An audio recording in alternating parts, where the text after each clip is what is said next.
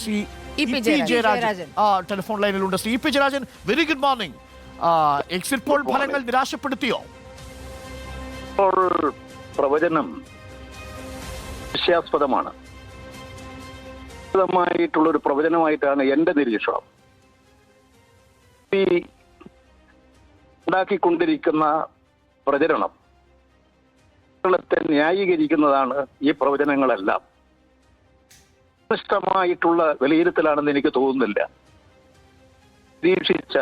തെരഞ്ഞെടുപ്പിനെ നിരീക്ഷിച്ച ഇന്ത്യൻ ജനഹിതമറിയുന്ന നിരീക്ഷകന്മാർക്ക്, പത്രപ്രവർത്തകർക്ക്, രാഷ്ട്രീയ നേതാക്കൾക്ക് ശാസ്ത്രീയമായ നിലപാടുകൾ സ്വീകരിച്ചുകൊണ്ട് അവലോകനം ചെയ്യുന്നവർക്കൊന്നും വിശ്വസിക്കാൻ കഴിയുന്നതല്ല ഇപ്പോൾ വന്നിട്ടുള്ള പ്രവചനങ്ങൾ.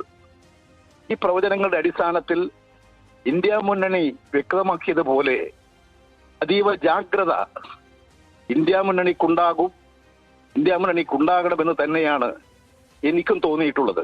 ശ്രീ പി, കേരളത്തിലേക്ക് വരുമ്പോൾ കേരളത്തിൽ BJP അക്കൗണ്ട് തുറക്കുമെന്ന് എല്ലാ സർവേകളും ഒരുപോലെ പ്രവചിക്കുകയാണ്. 3 സീറ്റുകൾ വരെ പ്രവചിക്കുന്നുണ്ട്. LDFന് ഒറ്റ സീറ്റ് പോലും കിട്ടില്ല എന്നുള്ള പ്രവചനങ്ങളുമുണ്ട്. കേരളത്തിലെ പ്രവചനത്തെ എങ്ങനെയാണ് കാണുന്നത്? കൂടുതൽ സംശയാസ്പദമായി തീരുന്നത്. എന്ത് അടിസ്ഥാനത്തിലാണ് ഈ പ്രവചനം? ഇത് ജനകീയ ഹിതം മനസ്സിലാക്കിയിട്ടാണ് കേരളത്തിലെ തെരഞ്ഞെടുപ്പ് നിരീക്ഷിച്ച് ആർക്കെങ്കിലും അത്തരം ഒരു പ്രവചനം നടത്താൻ സാധിക്കുമോ? അപ്പോൾ ഇതെല്ലാം വളരെയധികം ശ്രദ്ധിക്കപ്പെടേണ്ട കാര്യങ്ങളാണ്. BJP പറയുന്ന കാര്യങ്ങൾ അവതരിപ്പിക്കുക എന്നുള്ളതാണ്, അതിനെ കൂടുതൽ ശക്തിപ്പെടുത്തുക എന്നുള്ളതാണ് ഈ എക്സിറ്റ് പോളിന്റെ ഫലങ്ങളിലൂടെ വന്നിട്ടുള്ളത്. ശ്രീ ഇ.പി. ജയരാജൻ അങ്ങ് പറഞ്ഞു വരുന്നത് എക്സിറ്റ് പോളിനെയും BJP ഹാക്ക് ചെയ്തു എന്നാണോ? ഇങ്ങനെ നിരീക്ഷിക്കുന്നു. എന്റെ വാക്കുകളിലൂടെ നിങ്ങൾ ഇങ്ങനെ നിരീക്ഷിക്കുന്നു. ഒരു സ്വതന്ത്രയാണ്, അതിന്റെ അടിസ്ഥാനത്തിലാണ് പ്രവചനമെന്ന് ഇന്ത്യയെ നിരീക്ഷിക്കുന്ന, ജനങ്ങളെ നിരീക്ഷിക്കുന്ന, ഇന്ത്യൻ ജനങ്ങളുടെ വോട്ടിംഗ് കാലഘട്ടങ്ങളിലെ ആകെ നിരീക്ഷിക്കുന്ന BJP ഒഴികെയുള്ള മറ്റാർക്കും തോന്നുന്ന കാര്യമല്ല എന്നാണ് എന്റെ അഭിപ്രായം. അപ്പൊ അത്തരമൊരു പ്രവചനം നടക്കുന്നത് ശ്രദ്ധിക്കപ്പെടേണ്ട കാര്യമാണ്. എല്ലാ രാഷ്ട്രീയ നേതാക്കളും ഈ കാര്യം വളരെയധികം ശ്രദ്ധയോടുകൂടി ശ്രദ്ധിക്കേണ്ട കാര്യമാണ്.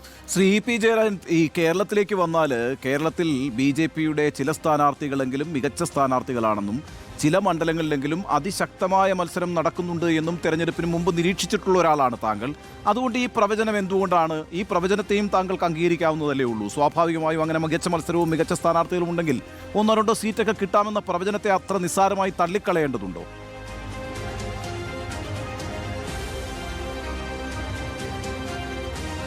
ശ്രീ ഇ.പി. ജയരാജൻ, അങ്ങേക്ക് കേൾക്കാമെങ്കിൽ. എനിക്കൊന്നും അദ്ദേഹം ഒരു യാത്രയിലോ മറ്റോ ആണ്. പ്രധാനപ്പെട്ട ചോദ്യം. അദ്ദേഹം യാത്രയിലാണ്.